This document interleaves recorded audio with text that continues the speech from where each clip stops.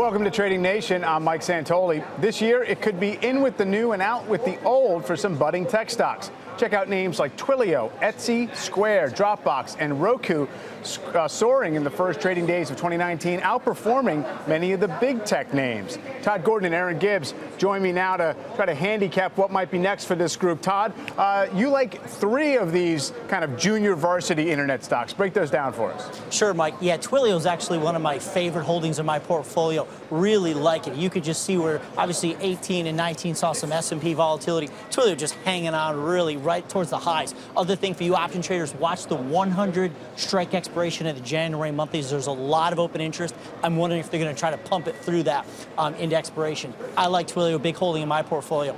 Next one is Etsy, kind of the same chart, just a ton of relative strength here. If you can get the push up through these highs, there's no reason to say that's not your new floor. Use that as support. Any retest, if you missed it, try to add entry or add to your long position.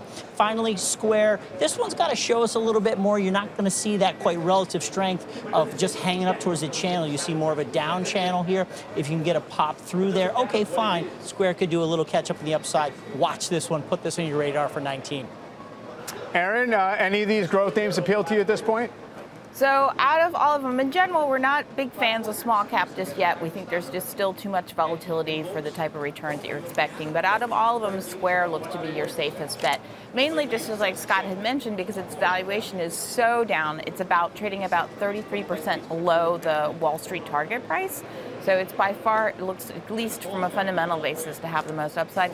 Also, they're actually pretty good at being able to beat earnings and beat their revenue growth. They've got over 2 years of beating estimates.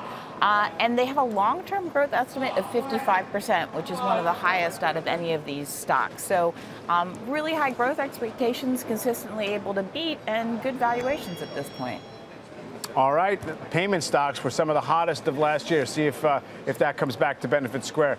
Thanks to you both. Appreciate you joining me today. And thank you for watching Trading Nation. I'm Mike Santoli. We'll see you next time.